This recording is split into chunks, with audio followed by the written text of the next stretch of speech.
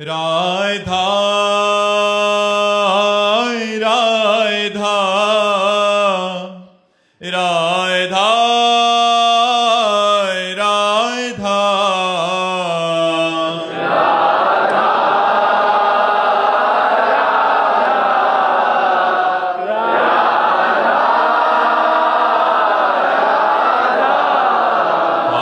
राधा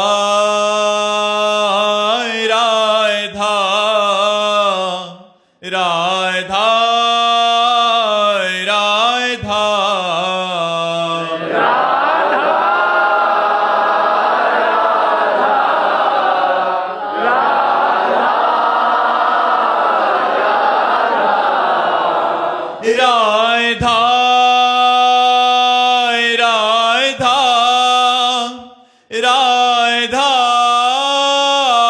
राधा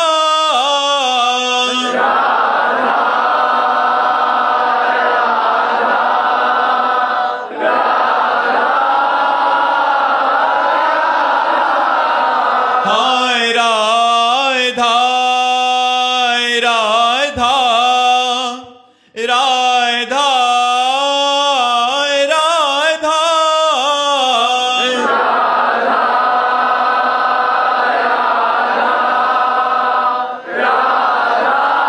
हाय राधा राधा राधा राधा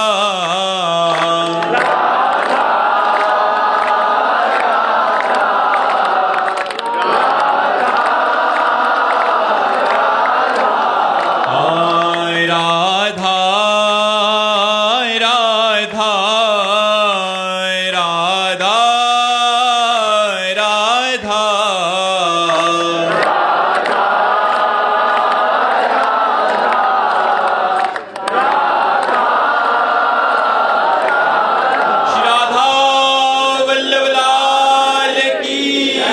समस्त संत हरि भक्तन की वृंदावन धाम की यमुना रस रानी की सकुले भगवान की। सूरज जी, श्री हरिवंश महाराज जी, महाराज जी, गुरु आज्ञा पर चलना इतना कठिन क्यों लगता है? क्योंकि मन हमारा शरीर, इंद्रिय, शरीर के भोग, शरीर के रिश्ते नाते संबंधों को महत्व देता है। इसलिए यदि परमार्थ को महत्व दे, भगवान को महत्व दे, तो गुरु की आज्ञा पर चलना सहज हो जाए। पर जब हम संसार को महत्व देते हैं, रिश्ते नातों को महत्व देते हैं, भोगों को महत्व देते हैं, तो गुरु की बात ऐसी लगती जैसे पहाड़ पे चढ़ना हो, फिर वो कठिन लगती है। तो हम गुरु आज्ञा पर चलें तो हमें सामर्थ्य प्राप्त हो जाएगी उस आज्ञा का संपूर्ण पालन करने की। नाम जप में बड़ी सामर्थ्य है। यदि आप नाम जप करें तो आपको गुरु आज्ञा पालन करने की सामर्थ्य प्राप्त हो जाएगी। नाम जप नहीं, भजन नहीं है, तो फिर बातों से आज्ञा का पालन तो होता नहीं है। नाम जप करो। संसार में राग होने के कारण गुरु आज्ञा का पालन करना, शास्त्र आज्ञा का पालन करना कठिन हो जाता है। जब सबकी ममता ताग बटोरी और ममपद मन ही बांध बर डोरी, तब आज्ञा का पालन स्वाभाविक होने लगता है। ऐसी कौन सी आज्ञा है जो गुरु आज्ञा कठिन हो, हमें बताओ। हम गंदे भोगों को भोगते हैं, नहीं भोगना है, ये बात कठिन लगती है। हम संसार का चिंतन करते हैं, भगवान का चिंतन करना है, संसार का चिंतन नहीं करना, ये बात कठिन लगती है। हम गलत आचरण करते हैं, गंदी बात, गलत आचरण नहीं करना, अच्छे आचरण करना है, ये बात हमें कठिन लगती है। हमारा आवागमन जनित दुख मिट जाए, ऐसा भजन करके भगवान को प्राप्त करना है, ये हमें बात कठिन लगती है। कौन सी ऐसी बात है जो गुरु की मृत बात हो? अमृत बात है गुरु की। हम मृत में फंसे हैं तो अमृत हमें बहुत कठिन और कड़ुआ लगता है। श्यामलाल शरण जी, राधे राधे महाराज जी। महाराज जी, वैसे तो कोई प्रश्न होना ही शरणागति पर कलंक है, फिर भी महाराज जी संपूर्ण शरणागति का स्वरूप क्या है? शरणागति के बारे में सुनने के बाद भी मन में संशय रहता है कि शरणागति के बारे में सुन तो लिया, इसे जिए कैसे? उसे पूरा जीवन हो गया शरणागति का पाठ पढ़ते हुए, और अभी अपने को हम पूर्ण नहीं मानते हैं। अब भी अपने को हम पूर्ण नहीं मानते हैं कि कहीं ना कहीं हमारी शरणागति अब भी अपूर्ण है। जब गला कटने का नंबर आवे और मुस्कुराहट हो, जोई जोई प्यारो करे सोई मोहि भावे, जैसे गुरु अर्जन देव जी को कष्ट दिया जा रहा है, तपते हुए लोहे के तवे पर बैठाला जा रहा है, ऊपर से तप्त बालू डाली जा रही, नाखून उनके खींचे जा रहे हैं, और वो कह रहे तेरा किया मीठा लगे। ये जोई जोई प्यारो करे सोई मोहि भावे। अनुकूलता में तो सबको लगता है कि भगवत कृपा है, बड़ा मीठा है भगवान का कृपा प्रसाद, लेकिन जब निंदा, अपमान, तिरस्कार और नाना प्रकार की प्रतिकूलताएं हो, और फिर ये हृदय से निकले कि जोई जोई प्यारो करे सोई मोहि भावे, तो माने हमारी शरणागति पूर्ण। हमारा तन, हमारा मन, हमारी वाणी, हमारा जीवन सब कुछ गुरुदेव का है, इष्ट देव का है। जब ये भाव हमारे अंदर दृढ़ हो जाए तब बात होती है। अब जैसे हमें कोई पीट रहा है तो हमें उस समय विवेक विचार करना है कि ये बेचारा क्या पीट सकता था, भगवान ने इसको प्रेरित किया, भगवान ने इसको बल दिया, और उस बल से मुझे पीट रहा है। क्यों? क्योंकि मेरा कोई मंगल होने वाला है। अमंगल पाप कोई नष्ट हो रहा है जो हमसे बना, मेरा मंगल होने वाला है भगवान। ऐसा विचार कहाँ आता है? प्रतिकूलस्य वर्जनम, प्रतिकूल विचार ही नहीं आना चाहिए, अनुकूल विचार अपने इष्ट के हर परिस्थिति में, तब भगवान की कृपा का अनुभव होता है, तब वो शरणागत माना जाता है। शरणागति बहुत बड़ी वस्तु है। शुरुआत वचन से होती है, हे नाथ मैं आपकी शरण में हूं, फिर कर्म से होती है, हर कर्म प्रभु के अनुकूल किए जाते हैं, फिर मन से होती है, मन को प्रभु के चरणारविंद के चिंतन में, नाम में, रूप में, लीला में लगाते हैं। जब तन मन वचन सब प्रभु में लग जाता है तब ऐसी सामर्थ्य आ जाती है, जोई जोई प्यारो करे सोई मोहि भावे। यही शरणागति का सच्चा स्वरूप है। ब्रज नागरी शरण जी। श्री हरिवंश गुरुदेव महाराज जी, गुरु के प्रति निस्वार्थ प्रेम की प्राप्ति कैसे होती है? गुरु मंत्र जपने से। जितना गुरु मंत्र जपोगे उतने ही आप में सामर्थ्य है कि नहीं। हम सब सकामी हैं, सबके अंदर कोई न कोई कामना रहती है, लेकिन कामना का नाश होता है मंत्र जप से। ये जो गुरु मंत्र है महामहिमाशाली है। अगर आप गुरु मंत्र जपोगे तो गुरु से निष्काम प्रेम हो जाएगा। गुरु मंत्र ही गुरु है और गुरु ही गुरु मंत्र है। नाम सुकृत धन अपनी जीवन, अतिहित मान देत वरदान। गुरुदेव ने अपना जीवन दे दिया, जो मंत्र है वो जीवन दे दिया। अब हम उस मंत्र को खूब जपें तो हमारे अंदर वो सामर्थ्य जागृत हो जाएगी, जिससे हम गुरु से निष्काम हो जाएंगे, इष्ट से निष्काम हो जाएंगे। निष्काम प्रेम होना बड़ा कठिन होता है।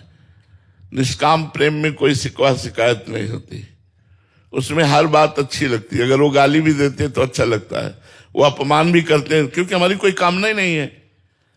निष्काम में हर बात अच्छी लगती है उनकी, क्योंकि हमारी कोई कामना नहीं। पर ऐसा निष्काम होना गुरु मंत्र का बल, भजन बल, दूसरा कोई बल काम नहीं करता। भजन बल से बात होती है। प्यारी बिहारी शरण जी। श्री हरिवंश महाराज जी। महाराज जी, प्रिया प्रीतम के चरणों में सहज प्रेम कैसे होता है? नाम जप करो, वाणी पाठ करो, और उनकी सेवा करो, और उनके जनों का संग करो। 4 बातें। पहले खूब नाम जप करो, वाणी पाठ करो, जैसे चतुरासी जी, सेवक वाणी, 42 लीला, इनका रोज पाठ करो। सुधा निधि, इनका रोज पाठ करो। फिर ठाकुर सेवा, आपके पास सेवा विराजमान होनी चाहिए। नाम सेवा या चित्र छवि सेवा या विग्रह सेवा, सेवा विराजमान होनी चाहिए। और चौथा, उनके प्रेमी जनों का संग। रेमन रसिकन संग बिन रंच न उपजय प्रेम। रसिकों के संग के बिना रंच व प्रेम उपज नहीं सकता। इसलिए हम रसिकों का संग करें, ठाकुर सेवा करें, वाणी पाठ करें, नाम जप करें, 4 बातें याद कर लें तो हमारा श्री जी से सहज प्रेम हो जाएगा। पर कुसंग न करें। अगर ये 4 बातें करते हुए भी कुसंग करेंगे तो हमारे ऊपर उसका प्रभाव कम पड़ेगा पर बहुत विलंब में पड़ेगा। अगर हम कुसंग न करें, गंदी बातें न करें तो बहुत जल्दी प्रभाव पड़ जाएगा कि हमारा मन प्रिया प्रीतम के चरणों के अनुराग रंग में रंगने लगेगा। प्रेम स्वरूपनी शरण जी।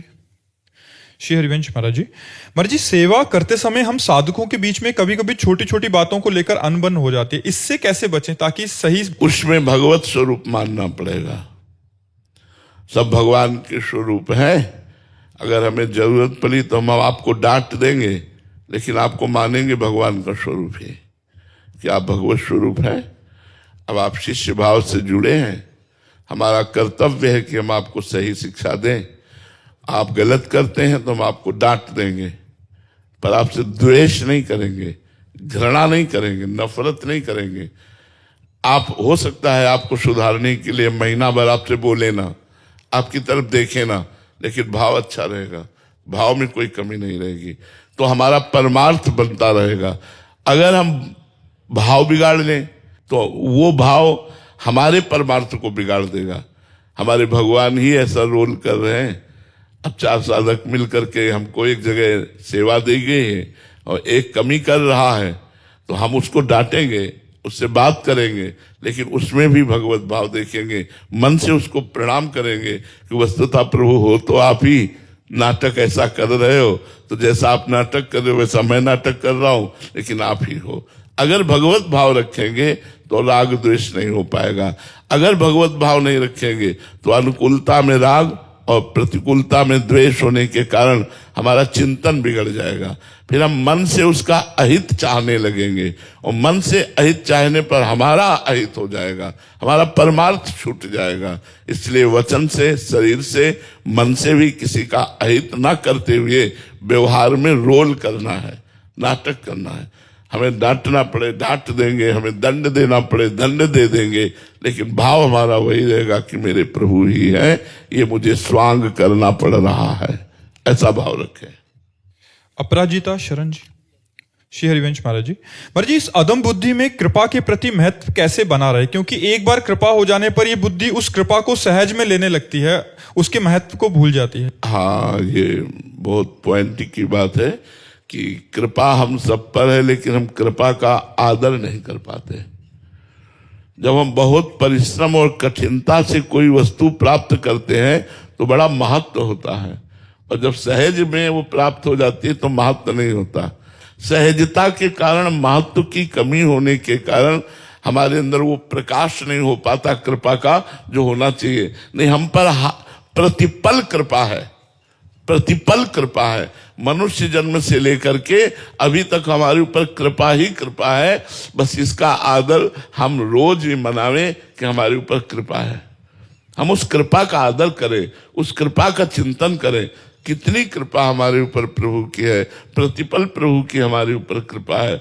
ऐसा हमारी प्रतिपल प्रभु बात सुन रहे हैं। हम एक एक ने पूरे जीवन में देखा है छोटी छोटी घटनाओं को, वो एक एक बात सुन रहे हैं, वो एक एक बात देख रहे हैं, हमको वो देख रहे हैं। कोई दिन ऐसा नहीं, कोई पल ऐसा नहीं जिस पल न देख रहे हो। अब हम उसको कृपा न माने? कितनी कृपा! माँ इतना दुलार नहीं करती होगी। वो रूप बदल करके आते हैं कि अरे भाई ये अमुक देश से आए, अमुक जन है, हम वही है जिनसे हम बात कर रहे हैं, जिनके हम गुलाम हैं, जिनके हम दास हैं, वही सेवा लिए खड़े हुए। हम प्रतिपल प्रभु से मिलते हैं लेकिन उनको पहचान नहीं पाते। प्रतिपल प्रभु की कृपा है, वो हम उनकी कृपा को जान नहीं पाते। कभी कभी कृपा कड़ुआ रूप धारण करती है। जैसे वो बहुत बुखार हो तो बुखार उतारने के लिए कड़वी दवाई दी जाए, ऐसे हमारे अंदर कई ऐसे दोष है जिनको दोष दूर करने के लिए प्रभु कड़वी दवा देते हैं, अपमान करवा देते हैं, निंदा करवा देते हैं, तिरस्कार करवा, तो लगता है यार हम भगवान के भक्त हैं, हमारा अपमान हो गया।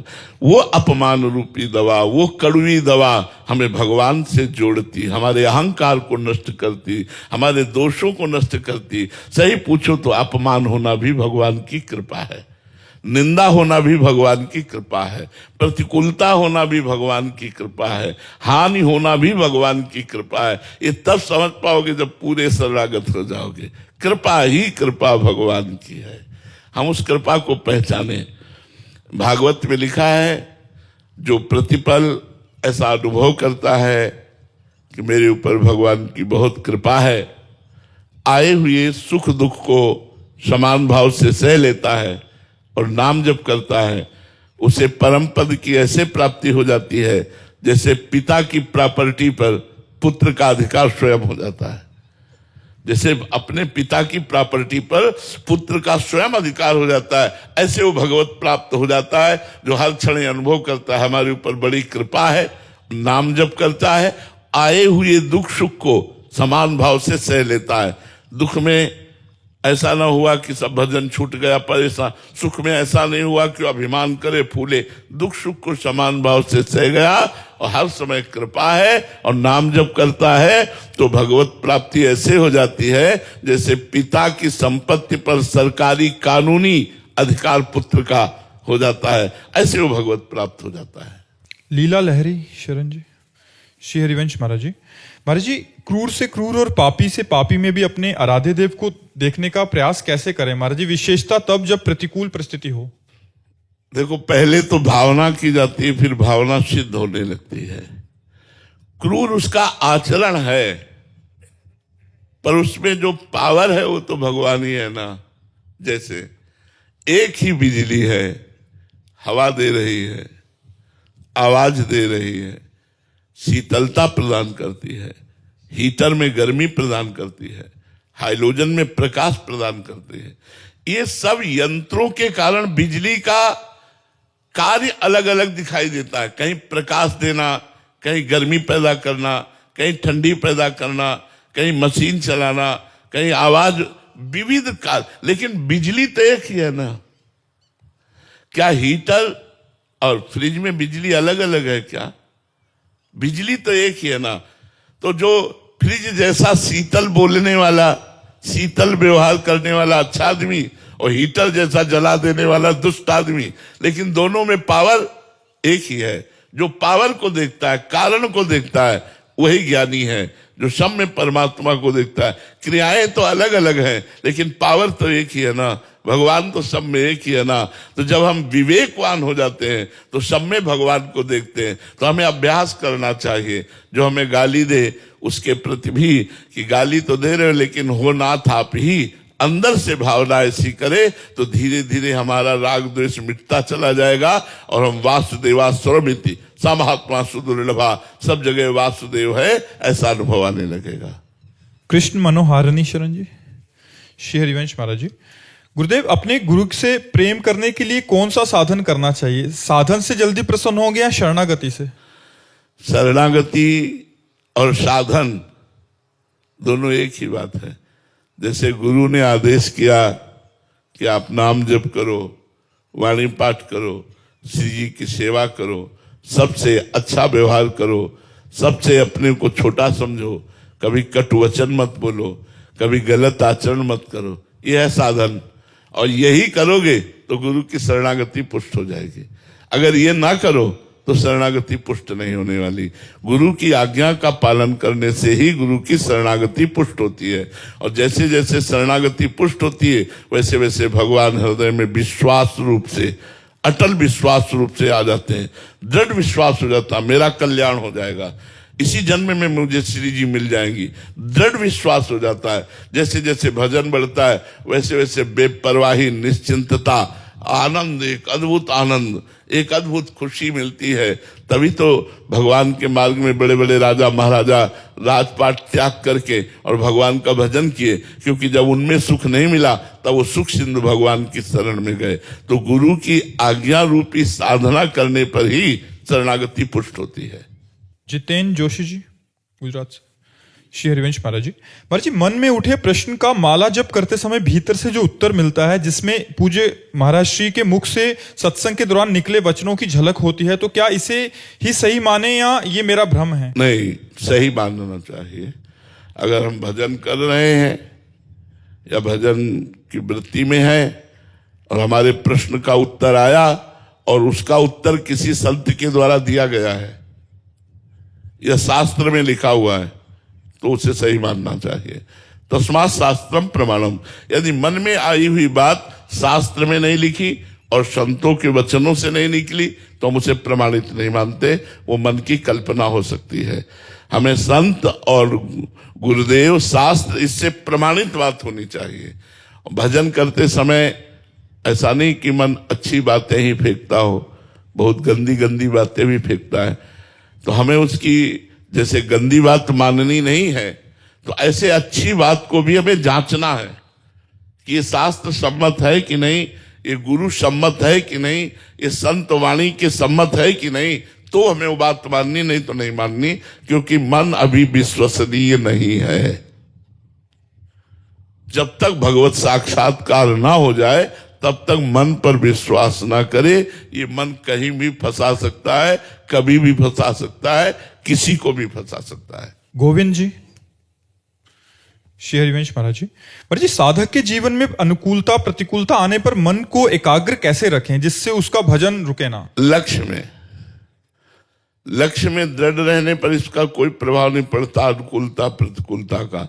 लक्ष्य दृढ़, राधा वल्लभ श्री हरिवंश, राधा वल्लभ श्री हरिवंश। मन कह रहा प्रतिकूलता है, राधा वल्लभ श्री हरिवंश, राधा वल्लभ। मन कह रहा अनुकूलता है, खुश नहीं होना, राधा वल्लभ श्री हरिवंश, राधा वल्लभ श्री हरिवंश। जब लक्ष्य में दृढ़ता होती है तो अनुकूलता और प्रतिकूलता समान हो जाती है।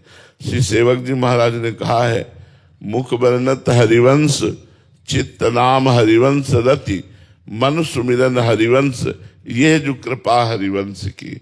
जब ये बात आएगी ना, तब शत्रु मित्र समझानी, मान मान अपमान सम, दुख सुख लाभ नहानी, यह जो कृपा हरिवंश की।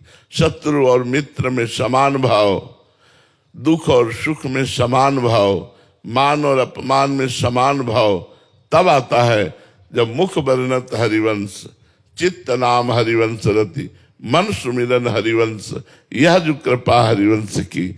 मुख से उनका नाम जप कर रहे हैं, चित्त से उनका सुमिरन कर रहे हैं, जीवन उनको समर्पित किए हुए है, तो हमारा एक एक पल प्रभु को समर्पित है।